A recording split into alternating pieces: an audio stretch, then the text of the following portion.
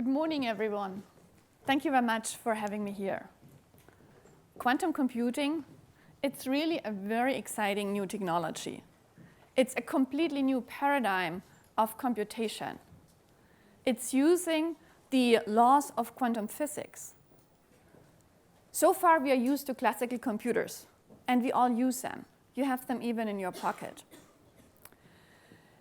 Quantum computers, or classical computers, have really tremendously increased their performance over the last 70 years. We can do things today which have been unimaginable a couple of years ago. And the fastest supercomputer today is called Summit. We actually delivered it last year. And it can do computations at a tremendous rate of 200 quadrillion computations per second, or 200 petaflops. That's amazing. However, there are still problems which even this largest supercomputer cannot solve. And you may have some of them. We can only approximate them. And we will actually never be able to build a computer which can solve those problems. So a quantum computer is there to help. This is a new type of technology. We have invested a lot of research in the last 20, 30 years to come as far. And today they are here. They exist in reality, and we test them already. And they're available to you also through the cloud. You see here the inner life of a quantum computer. It's a very nice computer. It's a beautiful picture. And the quantum processor is actually housed here at the lower part in the cylinder. There are lines coming in from the outside world to go to the quantum processor. These are superconducting coax cables where microwaves are used to actually control the quantum processing to bring in and bring out the information. All this is housed then in a dilution refrigerator to cool down the quantum processor to very low temperature, to about 15 millikelvin, or 100 times colder than outer space. Because the information, the quantum information in these qubits is very fragile and delicate, and we have to avoid high temperature or also light, electromagnetic waves, which could disturb the quantum computation. So we have to keep it very cold and very dark. This is the heart. That's a quantum processor. And these chips are built and designed within IBM. This is an example here of a 16-qubit processor where you have these squares there. These are the qubits, and these wavy lines are the microwave resonators to talk to the qubits and control the quantum calculation. This is not a transistor. It's not based on the classical laws, but really the laws of quantum physics. And therefore, it can do amazing things. It's really a game changer, which is coming today. And why is it a game changer? You all know classical bits. A classical bit can be a 0 or a 1. It can be also represented by an arrow up or an arrow down. And all the information is encoded in strings of zeros and ones, and then we can do calculations with them. In a quantum bit, however, it's different because the quantum bit can be a 0, a 1, and both at the very same time. So a quantum bit can actually represent all the information or all the different points on the surface of this sphere, which I illustrated here. Because quantum mechanics uses the laws of superposition, where we can use these up vector and down vector and to represent the information. So it's a much richer information space we can use for calculation. So this makes a difference because it gives us exponential power for quantum computing. What does it mean? If we have one qubit, we have two states, and this is the superposition of these two states, which we represent as a 0 and a 1, and alpha and beta are factors. If we have two qubits, then we have actually 4 basis states because we have the 0, 0, 0, 1, 1, 0, and 1, 1. If we take 3, you can imagine what happens. Now we have 8 basis states. So if we go up and go to a 50-qubit system, which exists today, then you have actually 1 exa basis states, or 1 million giga basis states, which is already a very large number. So you see that the dimension which we can then use for calculation is exponentially increasing. If you go even further up to 275 qubits, you have more basis states than there are atoms in the observable universe. And this is actually why you can never build a classical computer with this number of information you can encode in. So this is exponential scaling, and a quantum computer exponentially scales the performance by 2 power to the n, where n is the number of qubits. So if you compare this to a classical computer, as shown here, then in a classical computer, we have today, this is an example of the IBM Power 9, which about 8 billion of transistors. If you add 1 transistor more, it doesn't matter too much. If you want to double the performance, you need to double the number of transistors. However, for a quantum processor, it's different because you just need to add 1 further qubit and you can double the performance in the ideal case.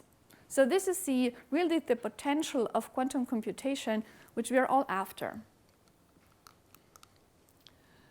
So what do we want to do with it, or what can you do with it? So there are many problems, mathematical problems, which exponentially increases in complexity. And these are the problems where quantum computers are built for difficult problems in business and science. We know the easy problems. We can do a multiplication with small numbers in our head. For larger numbers, we may use a classical computer. But there is an example like factorization. A small number like 91, we may be able to do this also in our head. But if you go to very large numbers and want to factorize them, then it's very difficult. And this keeps also very difficult for a classical computer because it has to go through 1 by 1. However, for a quantum computer, that's an easy case.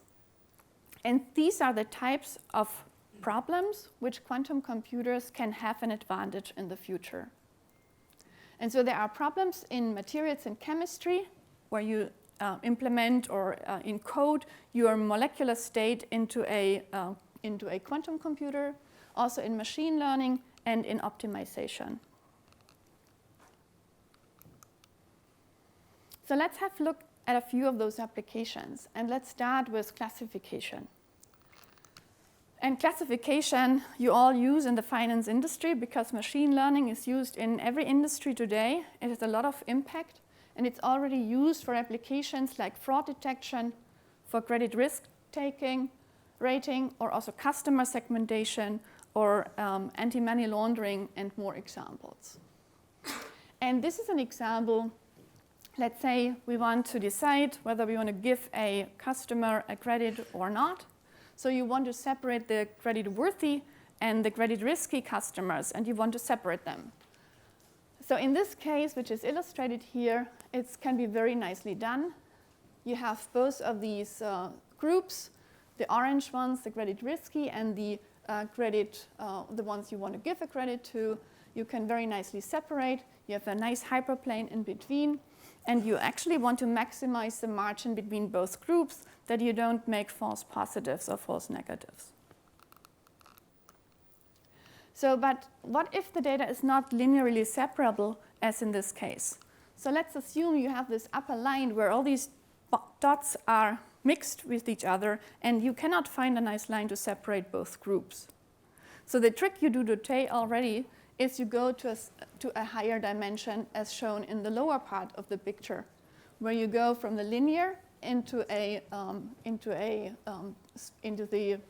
space, into the area, and then you can nicely separate both groups with each other. That's a very simple problem.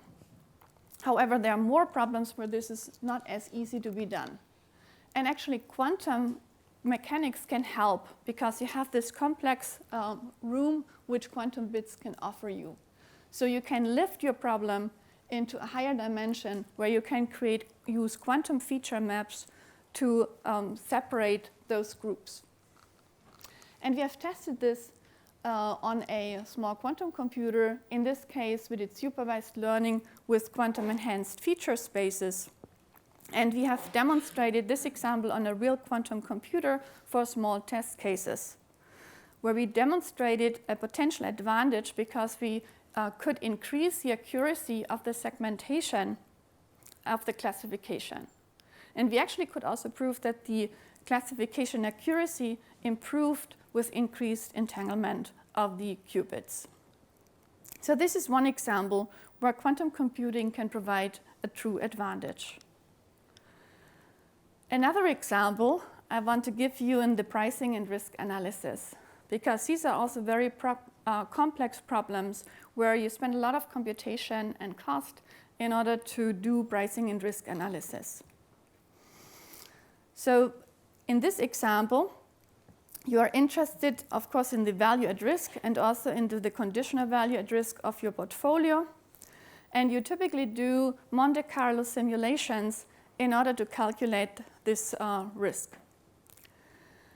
And these Monte Carlo simulations, depending on the complexity of the problem, may take you overnight to calculate a decent accuracy of your portfolio, or they may even take longer.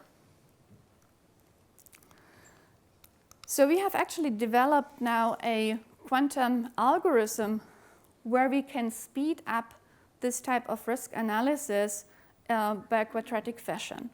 This means if you need to draw 1 million of samples in your Monte Carlo simulations, then you only need to do about 10,000 calculations for a quantum computer. So you get a quadratic speed up. And we also demonstrated this on a on a small hardware with a small number of quantum qubits. And you see here the estimation error, where we prove that the estimation error goes faster down than in the Monte Carlo simulation. And already with a small number of samples, you have an advantage. So of course, these are at that moment right now small samples and small problems where we apply quantum computers. But this has to do also with the size of the quantum computers currently. Another example where also Monte Carlo simulations are used is in the area of option pricing. And also here, we actually have worked together with JPMC to test the algorithm which we have developed for option pricing. And in this example, we have used European call options with strike point K. And you see here in red the payoff function and the spot price distribution in green. And we have actually implemented this example on a quantum computer and varied the spot price and also have seen the quadratic speed up of the calculation. So let's move on and to look at combinatorial optimization. That's another very important problem where quantum computers may be able to help in the future. And in this case, we have worked together with Barclays. And the example which has been used here is a quantum algorithm for mixed binary optimization, which was applied to transaction settlement. And so a clearinghouse has a very complex task because they have to clear continuous incoming transactions. And the better they can do this, the more value is created, the lower the risk is. And so in this case, we have studied an example also with 3 parties. And you see here the different transactions which are possible, T1, T2, and T3. And you see at the bar chart here the calculation of the quantum computer. It was done on a 5-qubit quantum computer. And it clearly shows that the probability is the highest for the best solution, which says that we want to do the T2 and T3 transaction and cannot do T1. So we are right now extending these algorithms to mixed binary optimization problems, which enables new applications. So let's move on and show you where we are in quantum computing. This is a system which we have introduced at the beginning of this year. It's the first IBM Q System 1. And it's really now moving out the quantum computers from the lab environment where we as physicists optimize these devices to a environment where we put them in data centers where they're optimized for stability, for reliability, and continuous commercial use. And so just recently, on the 18th of September, we have actually brought 10 quantum computers into a data center, and they are open via the cloud. And so we are building also an IBM Q user community and also a network where we work together with Fortune 500 companies, universities, and other partners in order to further advance quantum computing, to educate, and also to launch the first commercial applications. So that's a very exciting time right now. There's a lot of activity and things happening, and we see more applications coming up. And with this, I would like to stop, and I would like to encourage you to also explore the world of quantum computing, and you find more information also online. Thank you very much.